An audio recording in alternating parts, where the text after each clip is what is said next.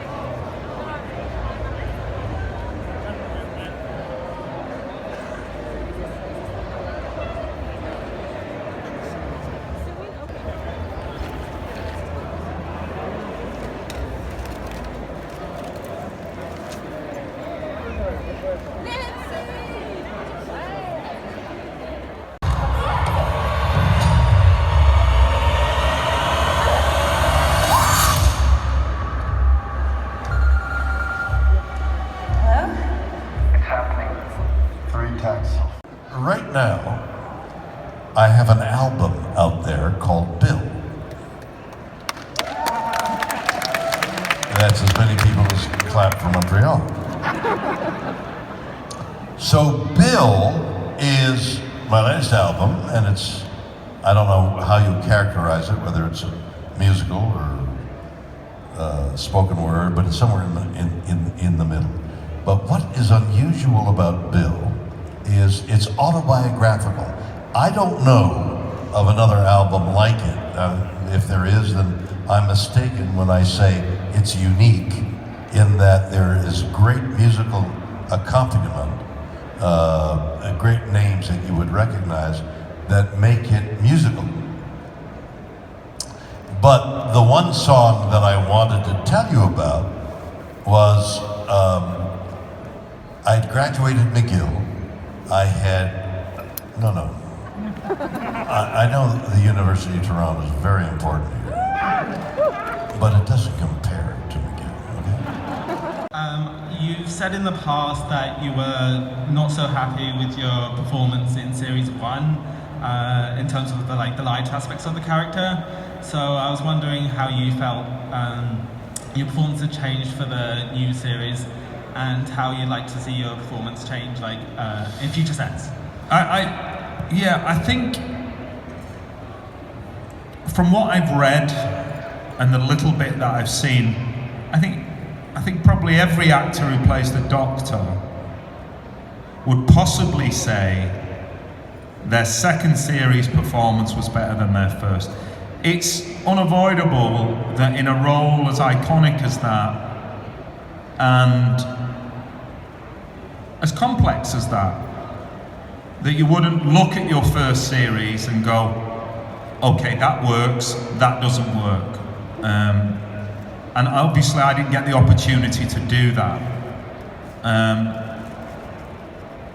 Obviously, audio is a very different medium from the visual.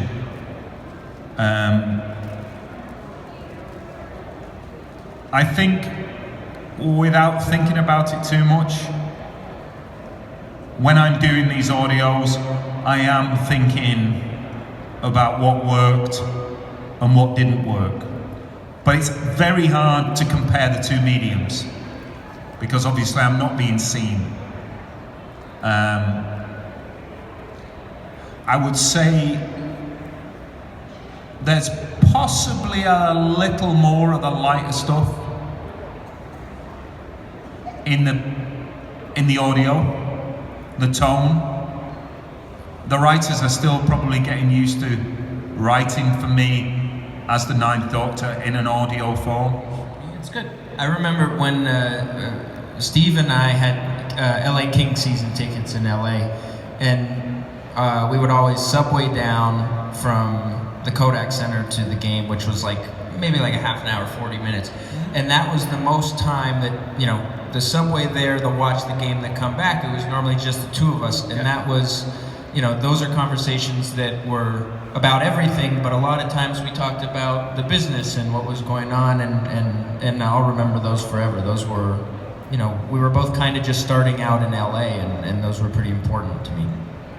Yeah, it's gotta be super cool, because I know even sometimes you have friends in the industry, and a lot of times they're out for the same roles that you may be out for. So you're sometimes talking to a friend, and they go and call their agent and hey, I just heard about this role. Yeah, and that's where the age gap is actually helpful, because we weren't going out for the same things, and Rob had was just getting a lot more jobs in the early part of our career than I was, and I just remember going to him how do you go get these jobs? And you introduced me to an audition coach.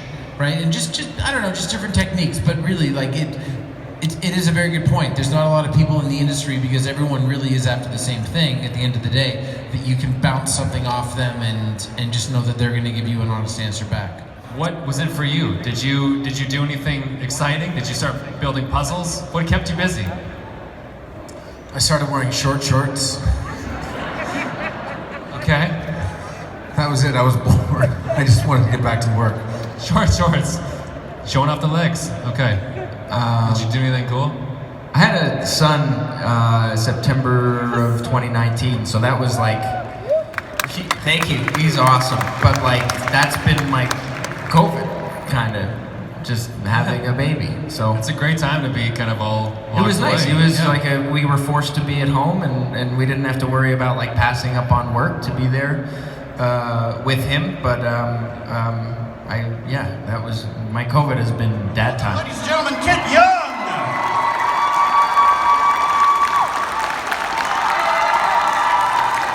Keep it going, everybody, keep it going.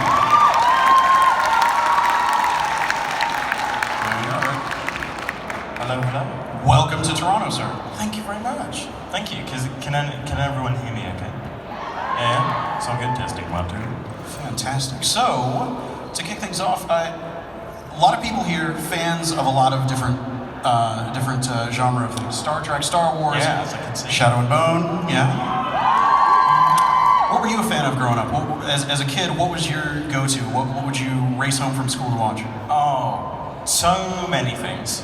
I mean, I'm recognizing so many different things that I have considered or tried to dress up as a kid. Like, I was the perfect age growing up for Harry Potter. That was, I see. But like, yeah, that was the one where I was collecting stuff and, you know, I did the whole night. Anything else quite like that, but vomiting was like not diminishing my joy at all. I was just like, this is amazing! Hold on. All right, next barrel roll. Man. Where does it go? Like, when you vomit like that? Well, you have like a big stack of air sickness bags, and then you're wearing a flight suit, and that's what all those pockets are for. Oh yeah, I had seven pockets full of vomit by the time I got off that plane. Wow. And I was swaggering. Someone had to clean that suit after. No, they didn't get on the suit. It was all in the bag. Well, I mean, okay. I wouldn't make someone do that. Wow. Did they call you puke buckets after that? No. They said they can make anyone throw up. But also, when you're pulling G's in a Hornet, you don't have a G suit. Yeah. In most planes, when you're pulling G's, the G suit is simply air bladders that push blood from the rest of your body back into your head. Because at 7.5 G's, I weigh 1,500 pounds. And also, it turns out at 7.5 G's, I look just like my father. It's just all gravity. Normally you'd have a G-suit that pushes the blood into your head, but the Blue Angels, the G-suit inflating would actually throw off their yoke control. And when you're landing on an aircraft carrier in the North Sea at night and it's bouncing up and down in the water, you need absolutely total control. So the Blue Angels work out for 2 hours every day on their core just so they can use their stomach muscles to keep blood in their head. And they can chat with you while you're doing it. And for civilians, what you're doing is you're sitting there going, hey, you're making that sound, and that sound is literally like keeping the pass-out tunnel away. Like if you stop doing it, you can start to see the tunnel form that you're gonna pass out. Yeah, it's real. You needed some of that Charmin for wet strength, I think. Nice call back. Yeah. For next time, the next flight. As a matter of fact, because I have family here, when you opened your, at that time, new City Hall, I was there to help celebrate that. And I'm sure a good number of you weren't there because you didn't exist. I've been around for a long, long time, and I've been around for a lot of wonderful celebrations. And this year is the year of celebration for Star Trek, because on September 8th, Star Trek became 55 years old. Isn't that something?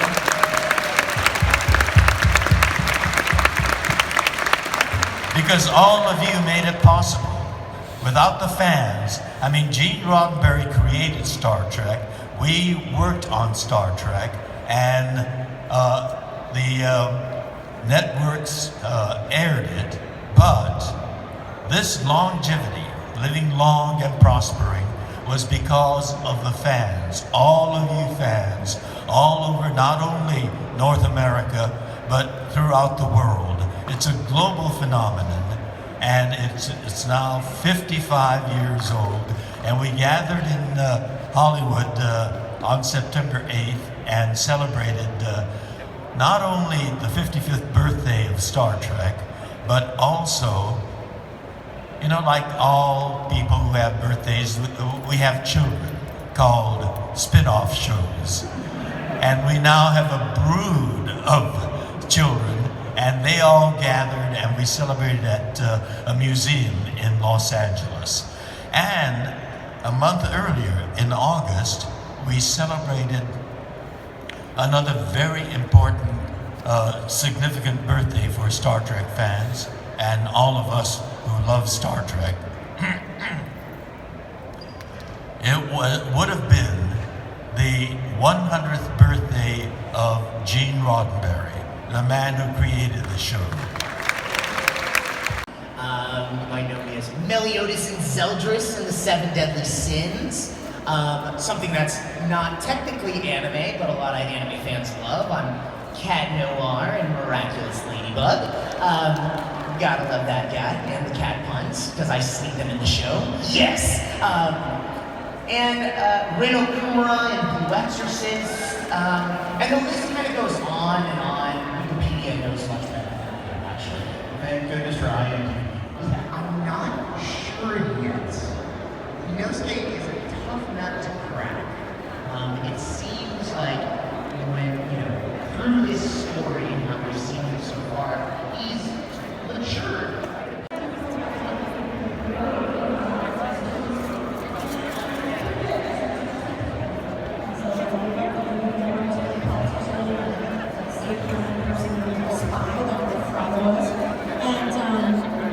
Instead, I became an actor, but I didn't intend to be a voice actor. But honestly, I'd gotten over that by the time in 8th grade, I think was when it finally, like, the performance bug, like, really hit, because I was the new kid. I had just moved there, and that's an awful time to move, like, starting 8th grade, because that's the end of middle school. Everybody's already friends, so you didn't really have your people. So there was a show that they had us, I auditioned for a show with a friend to support her, and she didn't get in, and I did. And I was like, oh, that's awkward, because I was just doing this to be here with you. But they had us write all these like sketches, and it was like silly stuff, but it was like what's on TV kind of thing. So there's a sketch where I played the crocodile hunter bothering all these gators at like Petco and like getting escorted out by security, and like, you know, like a Martha Stewart sketch. And afterwards, all my friends were like, or all the people at the school were like, oh, you're funny. You're not just like, I thought I was weird. Yeah. But like suddenly I became like, not popular, but like I realized, oh, my weirdness, my awkwardness was actually Getting into improv, and as an improv person myself, one of my favorite encapsulations of what I think is so great about improv, and the reason everybody should take an improv class, Mark Evan Jackson, noted comedian, he's on The Good Place and all that kind of stuff, once said that it teaches you how to better communicate with other people in any context. And maybe you're talking about anxiety and nerves and, you know, fear of messing up or something like that. How did you find improv? Well, you have to be able to switch between characters.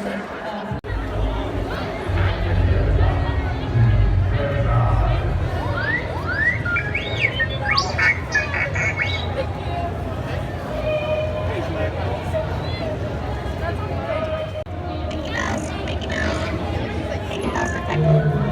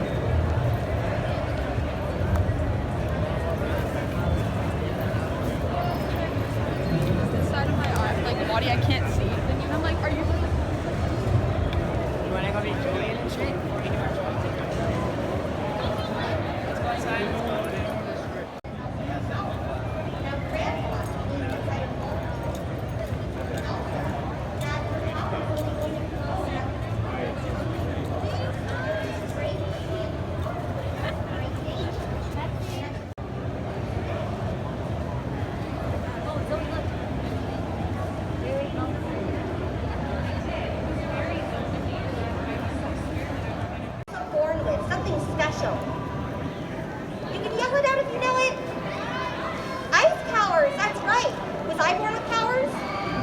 No, that's right, I'm completely ordinary. But I loved playing with my big sister.